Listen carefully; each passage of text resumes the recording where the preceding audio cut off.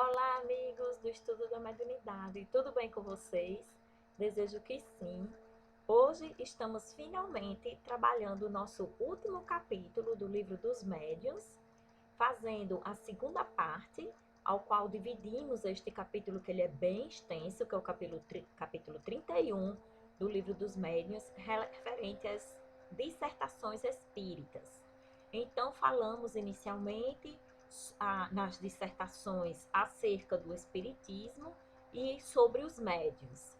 Nesta segunda parte, será falada sobre as sociedades espíritas e algumas comunicações apócrifas. Então, hoje será a nossa última aula, visto que o capítulo seguinte, ele é referente apenas a um vocabulário espírita, que vocês podem, com facilidade, ver esses vocábulos, alguns conceitos que são trabalhados dentro da doutrina e que vocês podem facilmente identificá-los, tá? Então, vamos dar início. Recomendo, como sempre, que vocês estudem o capítulo primeiramente, leiam para depois virem assistir a aula, porque nós aqui tratamos apenas alguns trechos principais. Então, ele inicia com uma nota dizendo que as comunicações que se seguem, elas foram dadas, em sua maioria, na Sociedade Parisiense de Estudos Espíritas, essas sobre as sociedades, né? Ou em sua intenção. Outras foram transmitidas por médiuns diversos e trazem conselhos gerais aos grupos, a formação de grupos, os obstáculos que eles podem encontrar. Então, são comunicações que vêm de utilidade para os grupos espíritas em geral. E aí ele inicia com uma comunicação que fala: por que não começais as vossas sessões por uma invocação geral, como uma prece que disponha ao recolhimento?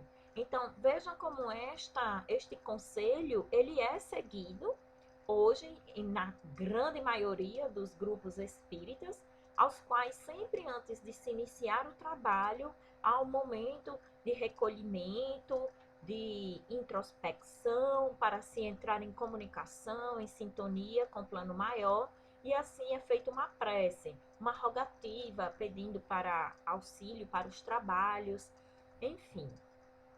Porque, ficais sabendo, sem um recolhimento, só tereis comunicações levianas. Os bons espíritos só vão onde os chamam com fervor e sinceridade. Mais à frente ele diz: formai, portanto, um feixe, e sereis fortes, e os maus espíritos não prevalecerão contra vós. Deus ama os simples de espírito, o que não quer dizer os tolos, mas os que se renunciam a si mesmos e que sem orgulho para ele se encaminham. Podeis tornar-vos um foco de luz para a humanidade. Sabei, logo, distinguir o joio do trigo. Semeai unicamente o bom grão, e preservai-vos de espalhar o joio, por isso que este impedirá que aquele germine, e sereis responsáveis por todo o mal que daí resulte. De igual modo, sereis responsáveis pelas doutrinas más que porventura propagueis. Está falando que aqueles que não levam com seriedade, com respeito, com real sintonia com os bons espíritos, a condução do seu trabalho espírita, então realmente os espíritos levianos, os zombeteiros, os mistificadores, podem se associar a esses trabalhadores e esse trabalhador, no lugar de estar espalhando a boa semente, pode estar fazendo exatamente o contrário, espalhando o joio. E aí, alguns grupos, inclusive, com o passar do tempo, eles se desfazem, porque começa a se gerar discórdia, enfim, que a gente já falou sobre isso nas aulas passadas. Então, quem não viu as aulas passadas, que veja, porque a gente já falou bastante sobre isso. É uma mensagem de Santo Agostinho, e ao qual Kardec depois foi perguntar-lhe, já que ele estava indicando que houvesse uma prece, esse momento de recolhimento, aí Kardec veio perguntar se não existiria uma fórmula, uma prece, uma receita, né, para se fazer essa invocação aos bons espíritos. E aí ele responde: sabeis que não há fórmula absoluta, Deus é infinitamente grande para dar mais importância às palavras do que ao pensamento. Ora, não creiais, baste pronuncieis algumas palavras para que os maus espíritos se afastem. Então não basta dizer, olhe, nós não queremos aqui maus espíritos, vocês não venham porque a gente não vai recebê-los.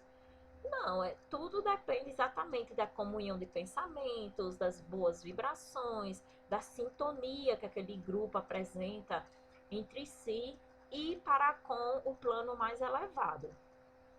Fugir, sobretudo, de vos servirdes de uma dessas fórmulas banais, que se recitam por desencargo de consciência. É aquela prece formada da boca para fora, né? Que às vezes se repete 1 zilhão de vezes a mesma prece, apenas palavras, que não tem realmente um sentimento posto para que vibre positivamente.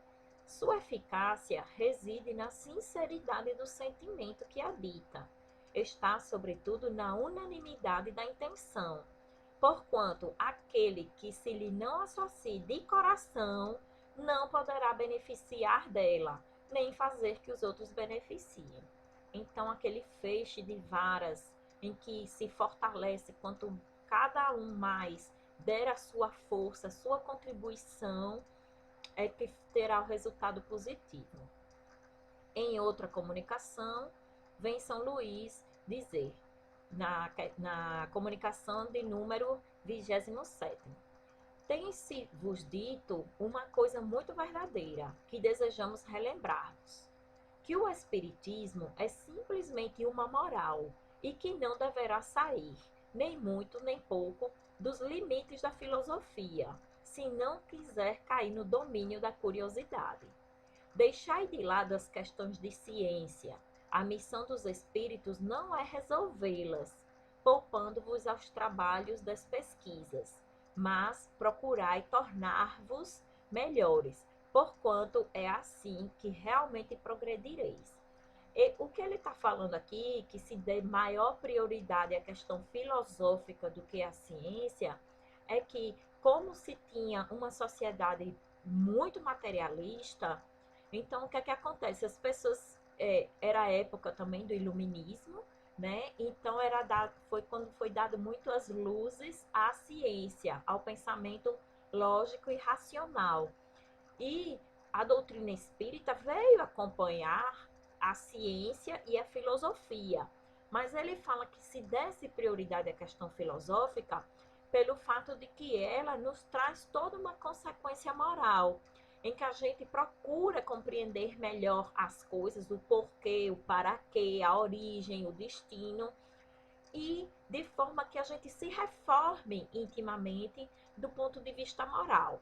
No caso da ciência, que não é menos importante, mas ele quer dizer que não se dê tanta prioridade à ciência, porque os espíritos não estariam trazendo resoluções científicas que deveriam os encarnados terem o mérito de fazerem as descobertas, de fazerem as suas pesquisas. Então, não iam os espíritos trazer de mão beijada aquilo que deveria ser um conhecimento, às vezes, posterior à humanidade onde se encontrava naquela situação. Então, ele diz, não é resolvê-los poupando-vos do trabalho das pesquisas. Primeiro, procurai-vos melhorardes. Então, vamos primeiro nos melhorar moralmente, né? E a filosofia auxilia nisso, por isso que ele falou essa questão de que se priorizasse a filosofia naquele momento. Na questão, no item 28º, ele vem falar, São Luís, um pouco também das manifestações físicas, que ele não estava desdenhando delas, mas ele fala um pouco sobre elas e dizer que aquilo era o início de tudo, apenas para trazer à luz da humanidade a doutrina espírita, mas que já tinha passado esse tempo, que já era hora de avançar para com a doutrina, já que a ciência já tinha sido trazida, então agora que se avançasse, né, no conhecimento, não precisavam mais estar indo atrás de batidas, de mesas girantes, quando já existia a escrita, quando já existia a psicofonia. Então, perguntaram a São Luís se com aquelas palavras ele estava com o intento de condenar as manifestações físicas. E ele respondeu: eu não poderia condenar as manifestações físicas, pois que se elas se produzem, é com permissão de Deus e para um fim proveitoso, que realmente tiveram um grande fim útil, que foi assim que se identificou que quem realizava aquela comunicação inteligente a partir de uma manifestação puramente física, eram os espíritos que estavam provocando. Dizendo que foram o vestíbulo da ciência, assino-lhes a categoria que verdadeiramente lhes competem e lhes comprovam a utilidade. Condeno tão somente os que fazem disso objeto de divertimento e de curiosidade, sem tirarem o ensinamento que daí decorre. Olha aí é que ele está esclarecendo o que é que ele tinha dito. Elas são, para a filosofia do espiritismo, o que a gramática é para a literatura. E quem haja chegado a certo grau de conhecimento numa ciência, já não perde o tempo em lhe repassar os elementos. Então, ele apenas está esclarecendo que ele não estava condenando, mas dizendo que já era passado o tempo de estar se dando tanta atenção a manifestações físicas, quando elas não eram mais necessárias.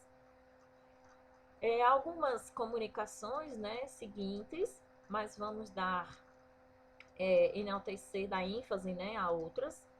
A comunicação 21ª diz: meus amigos, quereis formar um grupo espírita e eu aprovo, porque os espíritos não podem ver com satisfação que se conservem no insulamento os médiuns. Gente, eu coloquei isso aqui numa cor diferente, né? Um rosa pink, rosa choque para jogar purpurina, né? Estourar 3 foguetões, porque ele é extremamente importante no que ele vem falar com relação ao trabalho dos médiuns. Então, os espíritos, eles não querem de forma alguma, os espíritos elevados, eles não querem de forma alguma que os médiuns se isolem e realizem o seu trabalho e os seus estudos de forma isolada, porque há um grande perigo nisso, na questão dos escolhos da mediunidade, ao qual o maior deles é realmente o processo de fascinação e mistificação. Deus não lhes outorgou para seu uso exclusivo a sublime faculdade que possuem, mas para o bem de todos. Comunicando-se com outros, terão eles 1000 ensejos de se esclarecerem sobre o mérito das comunicações que recebem, ao passo que, isolados, estão muito melhor sob o domínio dos espíritos mentirosos, que, encantados, ficam com não sofrerem nenhuma fiscalização. Aí está para vós, e, se o orgulho não subjuga, compreendê-lo-eis e aproveitareis. Aqui agora vai para os outros. Então, ele está falando aqui para os médiuns. Não se isolem, porque é muito importante que as outras pessoas estejam junto com você para lhe dar esse reforço no sentido de observar essas comunicações. Estais bem certos do que deve ser uma reunião espírita? Não, porquanto no vosso zelo julgais que o que de melhor tendes a fazer é reunir o maior número possível de pessoas, a fim de as convencerdes. Só que não é assim, né? A gente já viu isso nas aulas passadas. Desenganai-vos. Quantos menos fordes, tanto mais obtereis.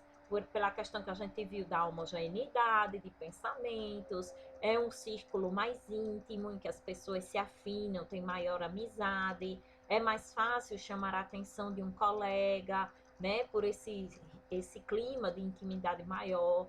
Então, não quer dizer que número é qualidade.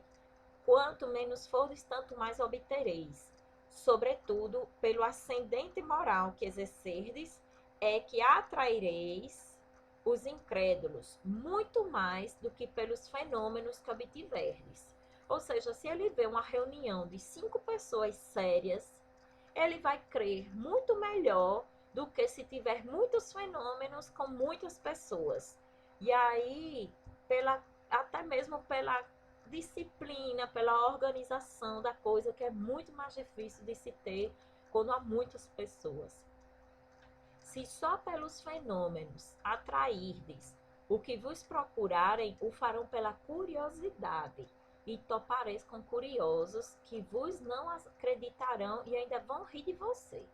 Se unicamente pessoas dignas de apreço se encontrarem entre vós, muitos talvez vos não acreditem, mas respeitarão, e o respeito inspira sempre a confiança. Estais convencidos de que o espiritismo acarretará uma reforma moral. Seja, pois, o vosso grupo o primeiro a dar exemplo das virtudes cristãs, visto que, nesta época de egoísmo, é nas sociedades espíritas que a verdadeira caridade há de encontrar refúgio. Então, falando com relação ao acolhimento, à caridade, de estar se auxiliando outras pessoas, de como é importante, né? Principalmente nesse mundo tão egoísta, de que as pessoas só pensam em si mesmas, não olham para o próximo, não têm empatia. E aí a gente sempre deve estar recebendo nessas pessoas que estão passando por dificuldade, sem julgamento, vendo que aquilo que aquela pessoa está passando, a gente pode estar passando também em algum momento da nossa vida, e o que a gente mais necessita é ter um acolhimento caritativo, né? Sem julgamento. Então, a mensagem de Fênelon, muito importante. A mensagem de número 22, ele vem dizer: o verdadeiro espiritismo tem por divisa a benevolência e a caridade. Não admite qualquer rivalidade, a não ser a do bem que todos podem fazer. Todos os grupos que se inscrevam nessa divisa nas suas bandeiras estenderão uns aos outros as mãos, como bons vizinhos, que não são menos amigos pelo fato de não habitarem a mesma casa. Então a gente às vezes vê que a rivalidade entre as casas espíritas, como que se as pessoas estivessem disputando quem é que tem melhores médiuns, quem é que tem mais trabalhos de assistência, quando na verdade o que mais deve se prezar não é pela quantidade, e sim pela qualidade. Pode às vezes ser uma casa pequena, com pouquíssimos trabalhadores, e ter um excelente trabalho, né? Uma qualidade bem elevada. Então é isso que se deve priorizar. Também uma mensagem de Fênelon. Vamos mais à frente. A mensagem de número 24, que vem tratar. É excelente o trabalho de exame das comunicações. Nunca será demais aprofundarem-se as questões e principalmente as respostas. O erro é fácil, mesmo para os espíritos animados das melhores intenções. A lentidão da escrita, durante a qual o espírito se afasta do assunto, que ele esgota logo que o concebeu, a mobilidade e a indiferença para com certas formas convindas, todas estas razões e muitas outras vos criam o dever de só limitada confiança dispensardes ao que obtiverdes, subordinando-o sempre ao exame, ainda quando se trate das mais autênticas comunicações. Então, esse espírito familiar, ele vem trazer algumas características de comunicações que se devem observar, né? Às vezes pela escrita pesada, que o médium tem muita dificuldade, o assunto, quando começa a ser desenvolvido, imediatamente ele se esgota, há uma precariedade, né, de aprofundamento, há uma, às vezes, contradição, a mensagem começa de uma forma, termina de outra.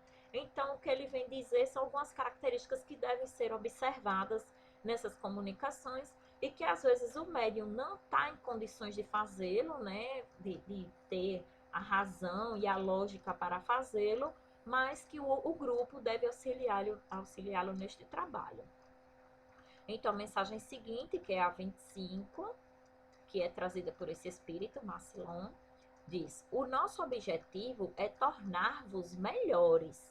Ora, quando verificamos que as nossas palavras nenhum fruto produzem, ou seja, dizendo, os espíritos vêm com toda a boa intenção trazer uma mensagem, uma comunicação que seja para um fim útil da coletividade e principalmente para nós nos melhorarmos moralmente, e aí as pessoas não dão atenção, né? Ou dizem, não, isso daí não foi para mim, não, isso aí deve ter sido para Cicrano, porque Cicrano é que é daquele jeito, e não tem nada a ver comigo, né? Então, assim, há pessoas que não prestam a menor atenção àquela comunicação que é de grande utilidade para todos.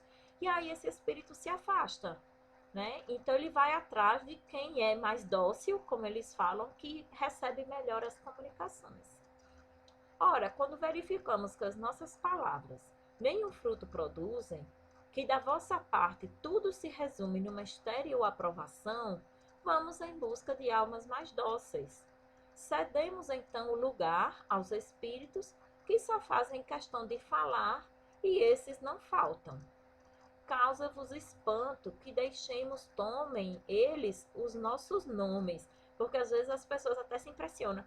Ai, e como é que determinado espírito permitiu que viesse um embusteiro dizer, viesse um embuste dizer que era ele, né? Assumiu o seu nome. E ele aqui diz, causa-vos espanto, né? Que eles assumam os nossos nomes. E ele diz, que vos importa? Uma vez que para vós não há nisso nem mais nem menos. Ficai, porém, sabendo que não o permitimos em se tratando daqueles por quem realmente nos interessamos, isto é, daqueles com quem o nosso tempo não é perdido. Esses são os que preferimos e cuidadosamente os preservamos da mentira. Se, portanto, sois tão frequentemente enganados, queixai-vos tão só de vós mesmos. Para nós, o homem sério não é aquele que se abstém de rir, mas aquele cujo coração as nossas palavras tocam, que as medita e tira delas proveito. Gente, esta mensagem, esta passagem, olhe, vocês botem aí rosa pink, grifem, joguem purpurina em cima, coloquem uns post-it, como for, porque olhe só a importância dessa mensagem. Deles dizerem que não quer dizer que eles permitem de qualquer forma que os espíritos mistificadores se aproximem e assumam o lugar deles, né, na comunicação. Eles simplesmente observam aqueles que realmente estão interessados em receber comunicações sérias e realizar um trabalho sério. E isso é a partir de quê? Da afinidade do grupo com aquele tipo de espírito, né? Então vejam como é importante a influência do médium e das pessoas que estão presentes é muito mais importante do que se pode imaginar. E tem um capítulo específico do livro dos médiuns falando sobre a influência dos médiuns. A gente vai voltar, né? Quando voltarmos a trabalhar o livro dos médiuns, a gente vai gravar a aula sobre isso. Então vamos lá. 27º. Repeli impiedosamente todos esses espíritos que reclamam o exclusivismo de seus conselhos, pregando a divisão e o insulamento. Espíritos elevados não pregam isolamento. Espíritos elevados não pregam que a palavra dele é a verdade exclusiva e que se abstenha dos demais. Jamais, eles não fazem isso. São quase sempre espíritos vaidosos e medíocres, que procuram impor-se a homens fracos e crédulos, prodigalizando-lhes louvores exagerados, a fim de os fascinar e ter sob o seu domínio. Então, eles começam envaidecendo, né? Aquele médium, insuflando seu ego, falando que ele é muito bom médium para aquela casa, que ele, da casa dele mesmo, ele pode realizar as suas atividades, inclusive ele pode abrir um novo centro espírita, e aí é que a gente vê muitas já aberrações, digamos assim, dentro do espiritismo, do chamado espiritismo, né? Porque não há casas que não são espíritas. Elas são espiritualistas, mas não podem ser consideradas casas espíritas. São geralmente espíritos famintos de poder, que déspotas, públicos ou privados, quando vivos, ainda se esforçam, depois de mortos, por ter vítimas para tiranizarem. Em geral, desconfiai das comunicações que tragam caráter de misticismo e de singularidade, ou que prescrevam cerimônias e atos extravagantes. A gente vê chamadas casas espíritas que eu já vi os maiores absurdos, gente, de pessoas bem próximas minhas me contando, e eu disse, se afastem, isso não é uma casa espírita, porque inclusive a pessoa estava adoecendo e não estava sabendo identificar o porquê. Imaginem só, elas só podiam entrar para trabalhar, seja para aplicar passe, seja para o que fosse, se estivesse com um bendito jaleco. Se não estivesse vestindo aquela bata branca, o diretor do centro mandava a pessoa de volta para casa. E se a pessoa faltasse a uma reunião, por exemplo, marcava uma reunião, se a pessoa faltasse essa reunião por um motivo qualquer, essa minha amiga não foi porque estava doente, exatamente, recebia um castigo de ter que fazer um tratamento. Eu digo castigo porque ela era obrigada a ir 15 dias seguidos a tomar passe. Então, isso não é um tratamento, isso é um castigo. Ela ia todo santo dia. Ela dizia, Carol, eu ia me arrastando, mas eu tinha que ir para tomar o bendito passe que tinham me dado pelo castigo de eu não ter a penalidade, né? Por não ter ido para a reunião. Então, nós vejamos que espírito que dirige que é mentor daquela casa, que vem indicar uma coisa dessas, né? Porque em alguns casos dizia que tinha sido o mentor da casa que tinha indicado isso. Então vejamos, observemos esse caráter de misticismo, de atos extravagantes, de cerimônias, de achar que tem que ter uma mesa com uma toalha branca. Aí uma pessoa uma vez chegou para mim e disse, Carol, você é espírita? Eu disse, sou. Aí disse, é mesa branca ou mesa...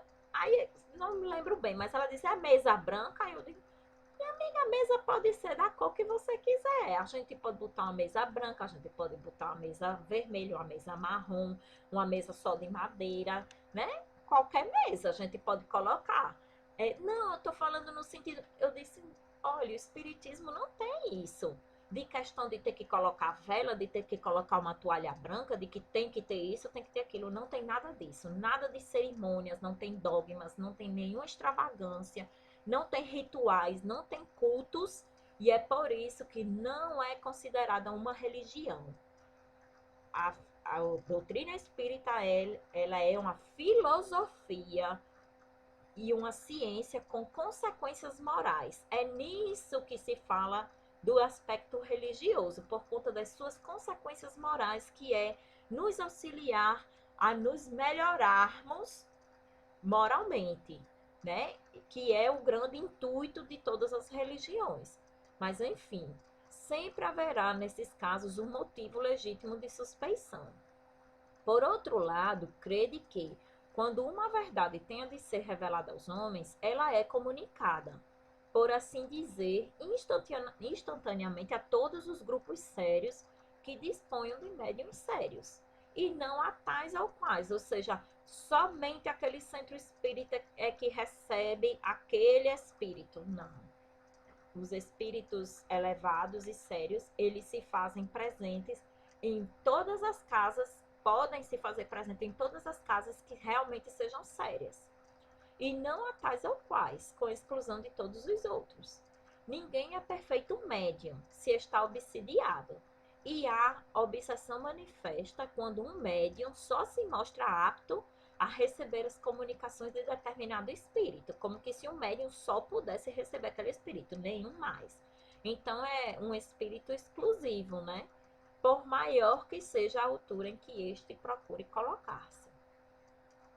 Conseguintemente, todo médium, todo grupo que julgue ter o privilégio de comunicações que só eles podem receber e que, por outro lado, estejam adstritos a práticas que ossam pela superstição, indubitavelmente se acham sob o guante de uma das obsessões mais bem caracterizadas, sobretudo quando o espírito dominador se pavoneia com um nome que todos os espíritos encarnados devemos honrar e respeitar, e não consentir seja profanado a qualquer propósito. Então, nessas casas que eu vi algumas atitudes, né, totalmente grotescas, que nada tem a ver com espiritismo, o mentor da casa tinha um nome conhecido, digamos assim, em que as pessoas jamais iam julgar que não fosse ele, né, por causa do nome venerado ao qual ele se colocava.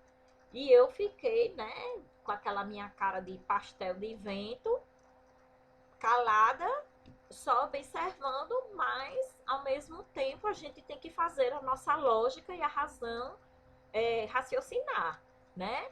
Então é muito complicado. A gente que é de fora da casa chegar e chamar a atenção para qualquer tipo de coisa, né? Quando não temos intimidade para isso. Mas deixem que eles, por si mesmos, com o tempo, vão se ajustando e observando, até mesmo porque a gente sabe que isso é muito falta de estudo.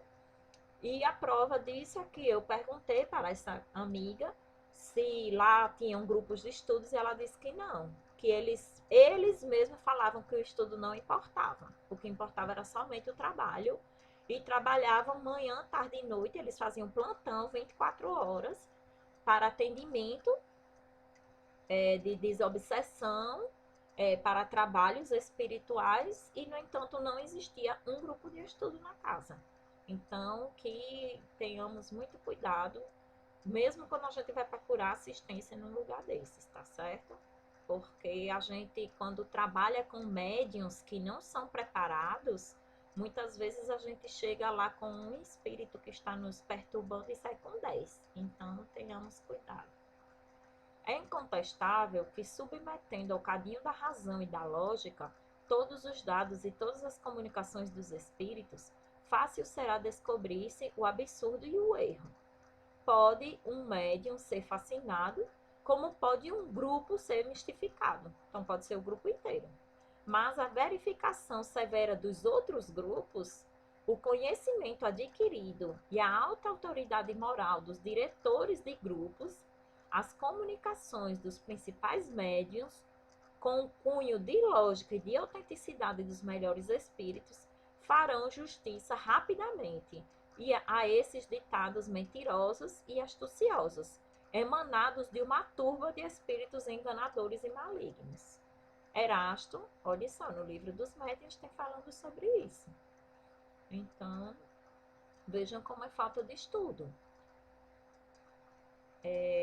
Antes de começarmos as comunicações apócrifas, essa nota final, eu achei importante falar sobre ela, que diz: a melhor garantia de que um princípio é a expressada verdade se encontra em ser ensinado e revelado por diferentes espíritos, com o concurso de médiuns diversos, desconhecidos uns dos outros e em lugares vários, e em ser, ao demais, confirmados pela razão e sancionado pela adesão do maior número. Então, foi esse o método que Kardec utilizou, da universalidade das comunicações. Ele não esperou que, por exemplo, Vicente de Paulo se manifestasse na Sociedade Espírita de Estudos Parisienses, não. Ele recebia lá, mas também recebia comunicações de Vicente de Paulo de outros vários centros, de diferentes lugares do mundo, e às vezes as comunicações casavam exatamente com a ideia que já tinha sido posta lá. E aí é que ele compilava a informação e trazia. Tudo passando pelo crivo da razão. Só a verdade pode fornecer raízes a uma doutrina. Um sistema errôneo pode, sem dúvida, reunir alguns aderentes, mas ele não tem firmeza, não tem solidez na sua base. E aí é que ele se desfaz. Mas como lhe falta a primeira condição de vitalidade, efêmera será a sua existência. Não há, pois, motivo para que com ele nos inquietemos. Seus próprios erros o matam e a sua queda será inevitável aos golpes da poderosa arma que é a lógica. Então, olha só, gente, isso é fantástico. Quando a gente vai estudando, se aprofundando nos estudos, a gente vê tudo com uma clareza tão grande, né? Tudo fica mais leve, tudo fica mais simples, mais fácil. A gente tira tanto tormento do nosso pensamento.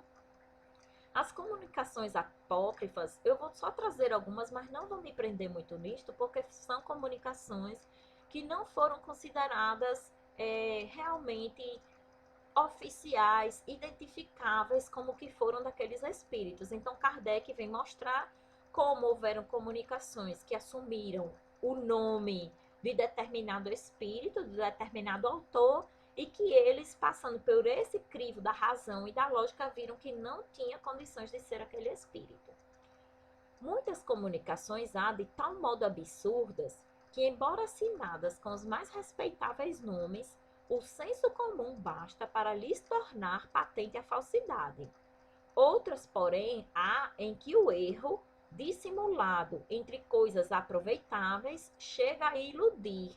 Muitas vezes a linguagem rebuscada, como nós falamos na outra aula, a linguagem rebuscada, um certo conhecimento, mas ele vai imiscuindo outras ideias, né, nas entrelinhas, impedindo, às vezes, se possa apreendê-lo à primeira vista.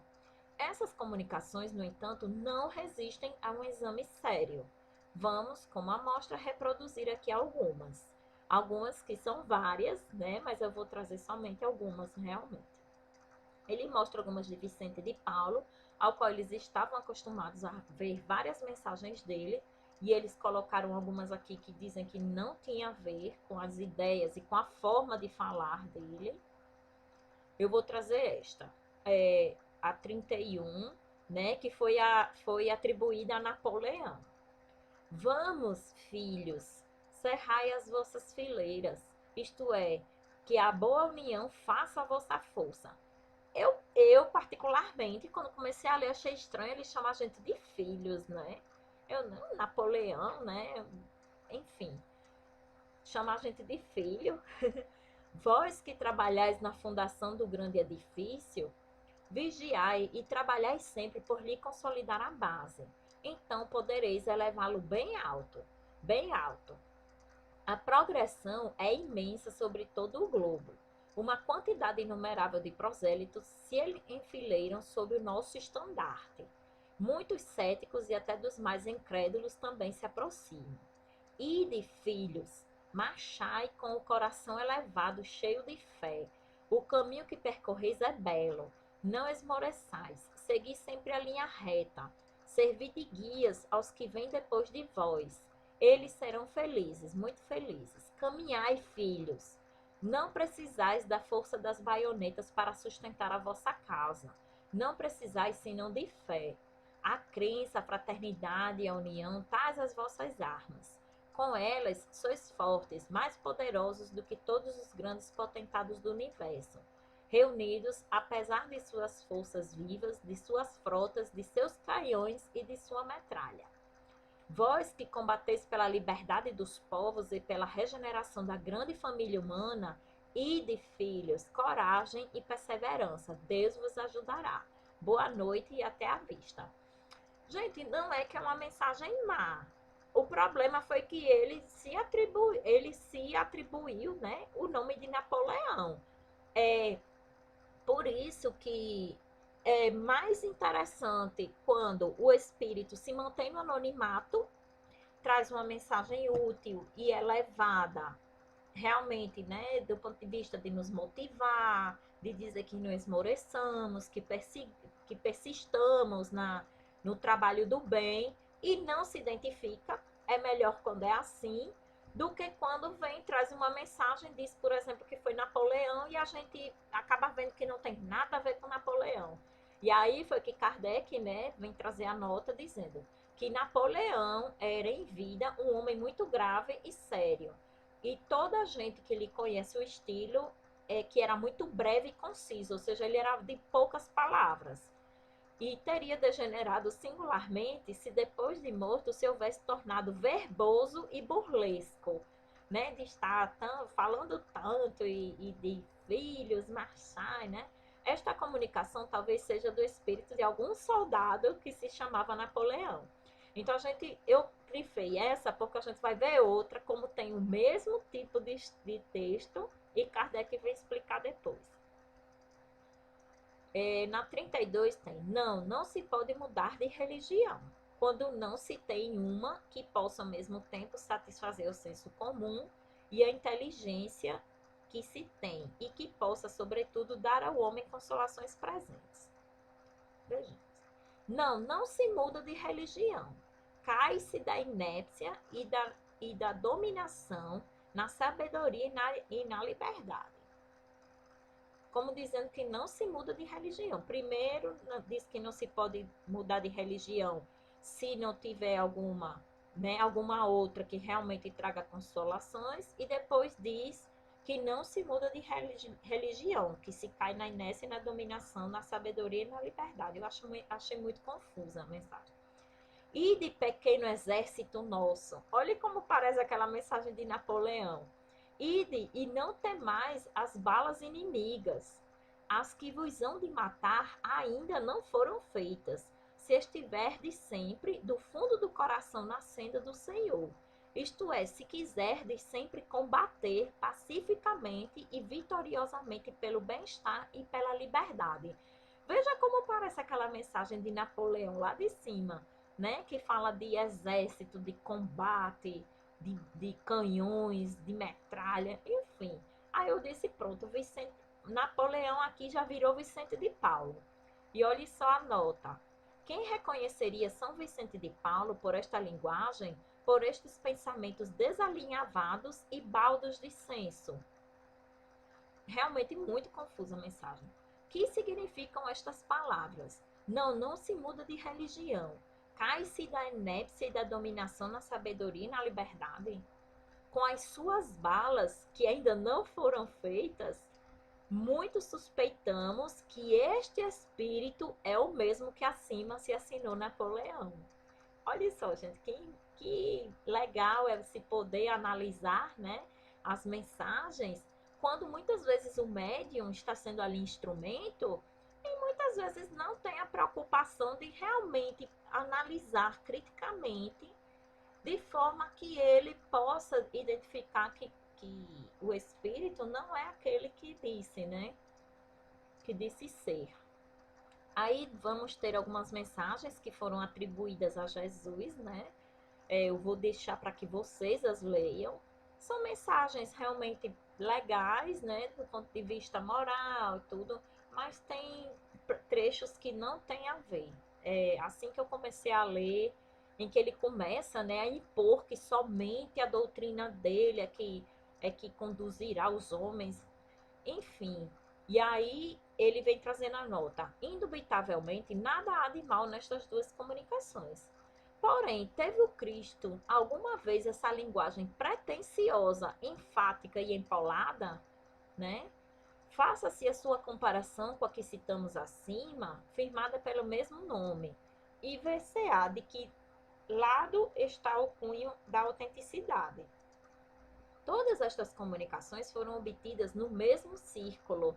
Gente, é aquela de Napoleão, de Vicente de Paulo, e essa de Jesus, que todas têm a ver uma com a outra, de certa forma, foram tidas no mesmo centro, no mesmo círculo. Nota-se no estilo um certo tom familiar, idênticos torneios de frases, as mesmas expressões repetidas com frequência, como, por exemplo, ide filhos, olha que eu falei para vocês, né? Donde se pode concluir que é o mesmo espírito que as deu todas, sob nomes diferentes. Entretanto, nesse círculo, aliás, muito consciencioso, se bem que um tanto crédulo demais, não se faziam evocações nem perguntas, ou seja, eles não questionavam o espírito. Tudo se esperava das comunicações espontâneas, o que, como se vê, não constitui certamente uma garantia de identidade. Com algumas perguntas um pouco insistentes e forradas de lógica, teriam facilmente reposto esse espírito no seu lugar. Ou seja, ele ia se deixar desmascarar em algum momento. Ele, porém, sabia que nada tinha a temer, porquanto nada lhe perguntavam e aceitavam sem verificação e de olhos fechados tudo o que ele dizia. Gente, olha que interessante. Por isso que eu coloquei ele em rosa choque aqui, para que vocês gravem esse ensinamento, como é importante. Vamos lá. Esse é um texto um pouco mais poético, né? Uma dissertação um pouco mais poética, interessante. Aí foi colocada como que foi desse Bossuet e Alfredo de Marignat. E aí vem trazer a conclusão. Esta comunicação, certo, nada contém de mal. Realmente vocês podem ver que é uma mensagem bacana. Encerra mesmo profundas ideias filosóficas e conselhos muito avisados, que poderiam levar os poucos versados em literatura a equivocar-se relativamente à identidade do autor. Se o autor não tivesse se identificado, teria ficado como uma mensagem legal, filosófica, poética, né? O problema foi que o espírito deu esse nome, né? Deu como autoria esse espírito aí. Tendo-a o médium que a obtivera submetida ao exame da Sociedade Espírita de Paris, foram unânimes os votos, declarando que não podia ser deste espírito que se falou ser. São Luís, consultado, respondeu: esta comunicação em si mesma é boa, mas não acrediteis que tenha sido você quem a ditou. Escreveu-a um espírito, talvez um pouco sob a inspiração daquele outro, e lhe pôs por baixo o nome do grande bispo, para torná-la mais facilmente aceitável. Praticou-a o espírito que colocou o seu nome em seguida ao de Bossuet. Então, foi este Alfredo de Marignat que escreveu e depois deu o nome, dizendo primeiramente que tinha sido Bossuet que tinha escrito. Interrogado sobre o motivo que o levara a proceder assim, disse esse espírito: eu desejava escrever alguma coisa, a fim de me fazer lembrado dos homens. Vendo que sou fraco, entendi de apadrinhar o meu escrito com o prestígio de um grande nome. Mas não imaginaste que se reconheceria não ser de Bossuet a comunicação? Perguntaram a ele, né? E ele disse: quem sabe lá ao certo? Poderias enganar-vos. Outros menos perspicazes teriam aceitado. Ou seja, se fosse naquele outro círculo, naquele outro centro, onde receberam as mensagens de Jesus, as mensagens de Napoleão, né? E aí poderia ter passado, né? Como sendo esse espírito, realmente. De fato, a facilidade com que algumas pessoas aceitam tudo o que vem do mundo invisível, sob o palio de um grande nome, é que anima os espíritos embusteiros. Eles sempre vão encontrar um local onde as pessoas acreditem de olhos fechados. A lhes frustrar os embustes é que todos devem consagrar a máxima atenção.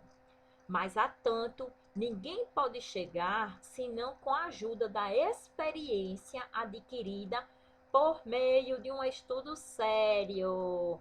Gente, esta parte é para finalizarmos com chave de ouro o nosso estudo do livro dos médiuns. A última frase que diz: daí o repetirmos incessantemente: estudai antes de praticardes, porquanto é esse o único meio de não adquirirdes experiência à vossa própria custa. Meus amigos, que mensagem fascinante no ponto de vista positivo, né? E com muita alegria encerramos então o nosso estudo do livro dos médiuns.